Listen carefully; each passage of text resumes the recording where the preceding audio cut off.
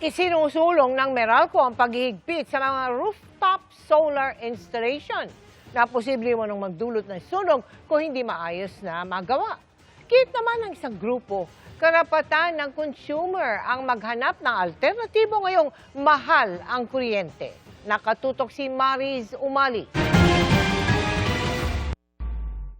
Taong 2023 pa raw nagpa-install ng mga solar panels sa kanilang tahanan si Orly. Malaki raw kasi ang maitutulong nito sa pagbabawas ng malaki niyang bayarin sa kuryente. Before, ang cost ng electricity namin nasa around 15,000. Pero nung na-install namin yung solar, naglalaro na lang siya ng mga 9 to 11,000. Kaya malaki yung aming natitipid sa paggamit ng solar power. Sariling sikap lang daw ang pagpapakabit nila ng solar na noong una para raw sa pansariling konsumo lang. Pero kalaunan ay tulong na rin daw niya ito sa komunidad, gaya nitong tinayo niyang libreng charging station. May ilang bahay na rin daw sa komunidad ang nilagyan nila ng mga solar installations.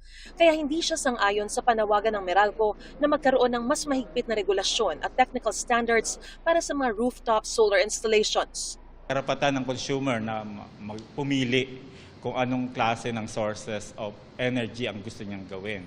Ganito rin ang sentimiento ng Power for People Coalition. Walang otoridad doon ng Meralco. And the Senate and the government should not provide those powers to Meralco. Paliwanag ng Meralco, hindi nila hinihiling ito para pigilan ng mga residente na maghanap ng alternatibo at mas murang source ng kuryente. It's primarily a safety issue. Isang maling instalasyon may result to accidental fire.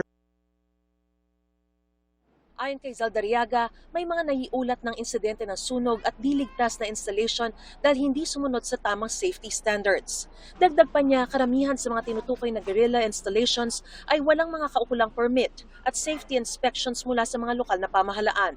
Nandito kami para tumulong na umusbong itong mga rooftop solar installations as long as it is done properly, safely, and in consonance with government regulation. We vehemently oppose yung ganong terminology that was used by Meralco pertaining to yung mga initiatives ng mga households para mag-reduce ng kuryente nila na term as guerrilla to fend off high prices of electricity coming from Meralco.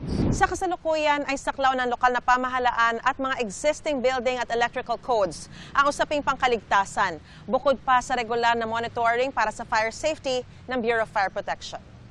Kaya sabi ng Power for People Coalition, hindi na raw kailangan ng dagdag na regulasyon. Binigyan din na dapat pang hikayatin ng pamahalaan ang paggamit ng solar energy sa halip na higpitan nito, lalo na sa gitna ng mataas na singil sa kuryente. Bagay na sinang-ayunan naman ng Meralco. Tama po yun. And at the end of the day, we support customer access to renewable, cost-efficient solar facilities. Hindi po kami narito para tulad ng P4P na pahirapan yung mga customers. If that would be detrimental, we will definitely go to court to make sure that electric consumers are protected. Mariz Umali, Nakatutok, 24 Oras.